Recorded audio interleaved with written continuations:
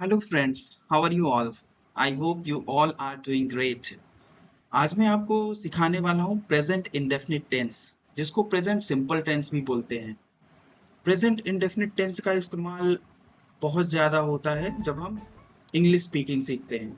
जब भी हम किसी से कन्वर्सेशन करते हैं, अपना डेली रूटीन बताते हैं, अपनी जो चीज़ें जो हम रोज़ करते हैं उसके बारे में बताते हैं, तो हम प्रेजेंट इंडेफिनिट टेंस का यूज़ करते हैं। तो चलिए देखते हैं प्रेजेंट इंडेफिनिट टेंस का इस्तेमाल हम कहाँ कहाँ और कैसे करते हैं, और कैसे हम इसका इस्तेमाल अपनी इंग्लिश कन्वर्सेशन के लिए कर सकते हैं।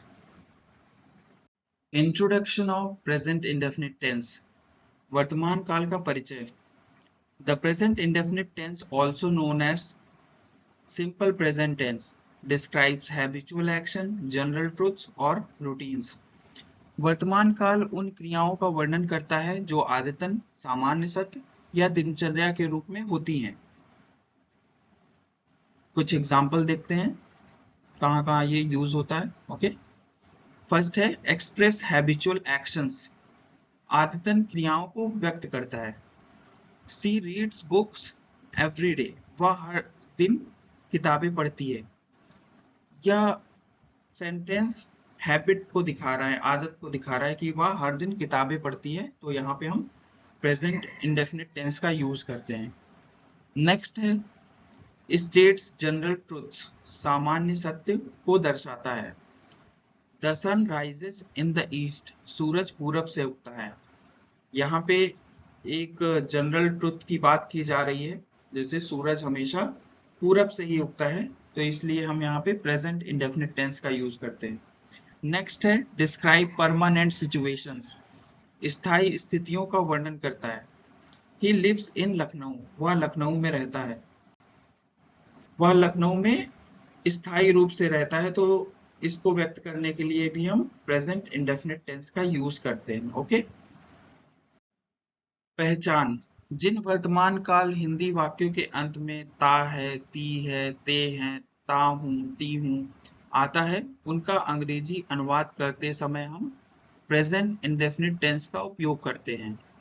कुछ एग्जाम्पल देखते हैं। वह स्कूल जाता है, अब यहाँ पे ता है आया है, तो जाता है इस वाक्य के अंत में आता है, तो वर्तमान काल को दर्शाता है। नेक्स्ट है मैं रोज सुबह उठता हूँ, यहाँ पे ता हूँ आया है, तो उठता हूँ का प्रयोग वर्तमान काल में हो रही क्रिया के लिए किया गया है। नेक्स्ट है वे हर रविवार को सिनेमा जाते हैं, यहाँ पे ते हैं आया है, तो जाते हैं यह दर्शाता है कि यह एक नियमित रूप से होने वाली क्रिया है। नेक्स्ट है उसका भाई किताबें पढ़ता है, यहाँ पे ता है आया है, तो पढ़ता है दर्शाता है कि यह एक आदत है, तो यहाँ पे हम प्रेजेंट इंडेफिनिट टेंस का यूज करेंगे। Okay, structure. चलिए अब देखते हैं कि हम किसी भी प्रेजेंट इंडेफिनिट टेंस का हिंदी का सेंटेंस पहचान गए, जैसे उसमें ता है, ती है, ते हैं, ता हूँ, ती हूँ आ गया। अब हम उसको कैसे बनाएंगे, ठीक है। तो अफर्मेटिव सेंटेंसेस, सकारात्मक वाक्य अगर होता है तो हम निम्नलिखित स्ट्रक्चर का यूज करते हैं, जैसे कि सब्जेक्ट प्लस वर्ब की फर्स्ट फॉर्म प्लस ऑब्जेक्ट।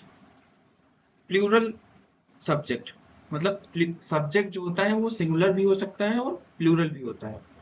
तो सिंगुलर का मतलब क्या है, एक वचन, ठीक है। प्लूरल का मतलब होता है बहुवचन, तो ये है प्लूरल का स्ट्रक्चर, पहला वाला जो है।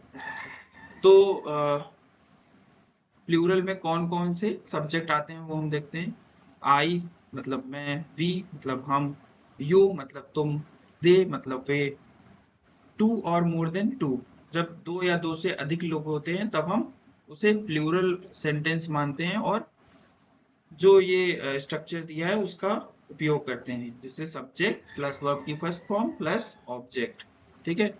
तो सब्जेक्ट होता है कर्ता, वर्ब की फर्स्ट फॉर्म मतलब क्रिया की फर्स्ट फॉर्म, और ऑब्जेक्ट क्रिया का प्रभाव जिस पर पड़ता है उसे हम ऑब्जेक्ट बोलते हैं, या जो भी बचा हुआ सेंटेंस है उसे हम ऑब्जेक्ट मान के लिख देते हैं लास्ट में, ठीक है। कुछ एग्जाम्पल देखते हैं, उससे समझ में आ जाएगा।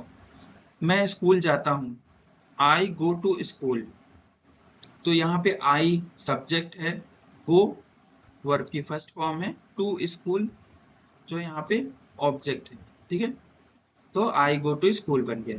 दूसरा एग्जांपल देखते हैं, वे हर शाम फुटबॉल खेलते हैं, they play football every evening.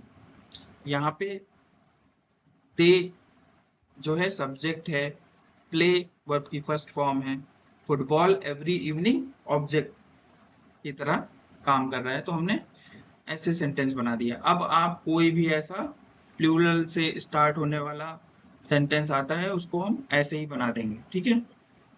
अब नेक्स्ट है, अगर कोई सिंगुलर सब्जेक्ट होता है तो हम कैसे बनाएंगे। तो सिंगुलर का स्ट्रक्चर होता है सब्जेक्ट प्लस वर्ब की first form plus S E S plus object. Okay, singular subject कौन कौन से होते हैं, ठीक है। सिंगुलर सब्जेक्ट मतलब एक वचन, ही वह शी लड़की के लिए लगाते हैं, इट कोई निर्जीव चीज है उसके लिए हम इट का यूज करते हैं, सिंगल है। नेम कोई भी नाम हो, राम श्याम गीता सीता, वहां पे हम उसको सिंगुलर मानते हैं। सिंगुलर नंबर मतलब जब एक पर्सन की बात की जा रही हो तो वहां पे हम इस स्ट्रक्चर का यूज करेंगे, सब्जेक्ट प्लस वर्ब की first form plus S E S plus object. चलिए कुछ एग्जाम्पल देख लेते हैं। एग्जाम्पल 1 है, वह सुंदर गाती है, सी सिंग्स ब्यूटीफुली। ठीक है, तो यहाँ पे सिंग जो है, सी क्या है, सी जो है सब्जेक्ट है हमारा, सिंग्स वर्ब की फर्स्ट फॉर्म है और उसमें हमने एस लगा दिया है, ब्यूटीफुली ऑब्जेक्ट हो गया, ठीक है। नेक्स्ट एग्जाम्पल देखते हैं, वह स्कूल जाता है, he goes to school, he subject है, गोज वर्ब की फर्स्ट फॉर्म है, टू स्कूल ऑब्जेक्ट। तो हमने देखा कि जब भी सिंगुलर आएगा तो हम एस ई एस लगा देंगे और हमारा सेंटेंस ऐसे बन जाएगा। अब आप लोग सेंटेंस बना के प्रैक्टिस करिए इसकी, ठीक है। चलिए नेक्स्ट स्ट्रक्चर देखते हैं। नेक्स्ट है नेगेटिव सेंटेंसेस, मतलब नकारात्मक वाक्य। नकारात्मक वाक्य वो होते हैं जिसमें नहीं आता है। इसका स्ट्रक्चर होता है subject plus do oblique does plus not plus verb की फर्स्ट फॉर्म प्लस ऑब्जेक्ट। जब भी हमारा सब्जेक्ट सिंगुलर होता है तो हम डज नॉट लगाते हैं, जिसको शॉर्ट फॉर्म में डजंट बोलते हैं। जब भी हमारा सब्जेक्ट प्लूरल होता है तो वहां पे हम डू नॉट लगाते हैं, जिसको शॉर्ट में हम डोंट बोलते हैं। कुछ एग्जांपल्स देखते हैं। उसे मसालेदार खाना पसंद नहीं है, he does not like spicy food, या he doesn't like spicy food. Next है, हम रोज टीवी नहीं देखते हैं, we do not watch TV every day, या we don't watch TV every day. Okay, next देखते हैं। नेक्स्ट है इंट्रोगेटिव सेंटेंसेस, मतलब प्रश्नवाचक वाक्य। प्रश्नवाचक वाक्य ऐसे होते हैं जिनमें कि हम सवाल करते हैं, प्रश्न पूछते हैं। इसका स्ट्रक्चर होता है do oblique does plus subject plus verb की first form plus object then question mark. Do हम लगाते हैं जब हमारा सब्जेक्ट प्लूरल होता है, डस हम लगाते हैं जब हमारा सब्जेक्ट सिंगुलर होता है। इस चीज का हमें ध्यान रखना है और हमें वर्ब की फर्स्ट फॉर्म का यूज करना है, ये चीज हमें हमेशा ध्यान रखनी है। कुछ एग्जाम्पल देखते हैं। क्या आप नियमित रूप से जिम जाते हैं, do you go to gym regularly. Next example है, क्या वह हर रात किताबें पढ़ती है, does she read books every night. So in sentences में हम क्वेश्चन पूछ रहे हैं तो यहाँ पे हम इंट्रोगेटिव सेंटेंसेस का यूज करेंगे और इसी तरह हम सेंटेंस बनाएंगे। ओके, नेक्स्ट है इंट्रोगेटिव नेगेटिव सेंटेंसेस, मतलब प्रश्नवाचक नकारात्मक सेंटेंसेस। ठीक है, इसका स्ट्रक्चर होता है don't oblique doesn't plus subject plus verb की first form plus object then question mark. So इस सेंटेंसेस में हम प्रश्न पूछते हैं नेगेटिव में। ओके, एग्जांपल्स देखते हैं। क्या तुम क्रिकेट नहीं खेलते हो, डोंट यू प्ले क्रिकेट। दूसरा एग्जांपल है, क्या वह हर दिन स्कूल नहीं जाती है, doesn't she go to school every day. यहाँ पे प्रश्न भी हो रहा है और सेंटेंस नेगेटिव भी है, तो यहाँ पे हम इस तरह से सेंटेंस बनाते हैं। ऑलराइट, नेक्स्ट है interrogative sentences with question words, जिसको हम WH वर्ड्स भी बोलते हैं, जैसे कि व्हाट मतलब क्या, हु मतलब कौन, whom मतलब किसे किसको, whose मतलब किसका किसकी किसके, which कौन सा कौन सी कौन से, why क्यों, when कब, where कहाँ, how कैसे किस प्रकार, how many कितने, how much कितना। तो जब भी ये WH वर्ड्स आते हैं तो उसे हम जो है ऐसे स्ट्रक्चर बनाते हैं।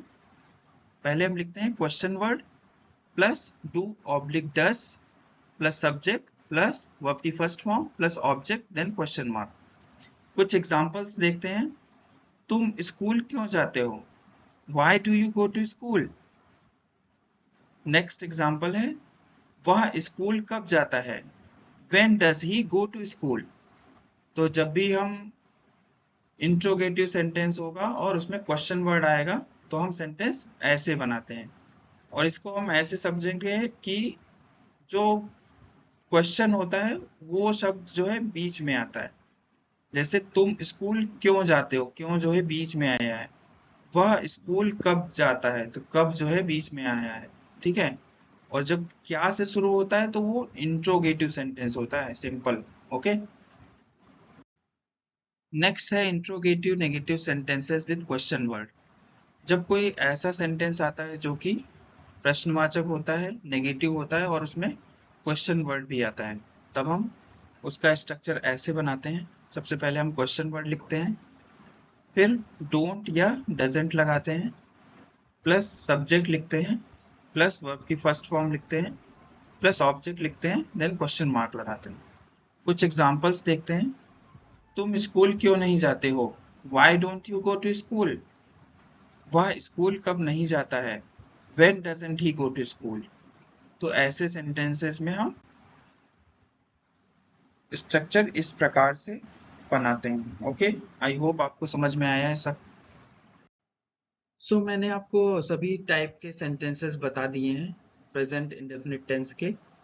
तो अभी आपको प्रैक्टिस करनी है और खुद से कुछ सेंटेंसेस बनाने हैं। ठीक है, जैसे कि वह हर दिन खेलती है। दूसरा है वह हर दिन नहीं खेलती है।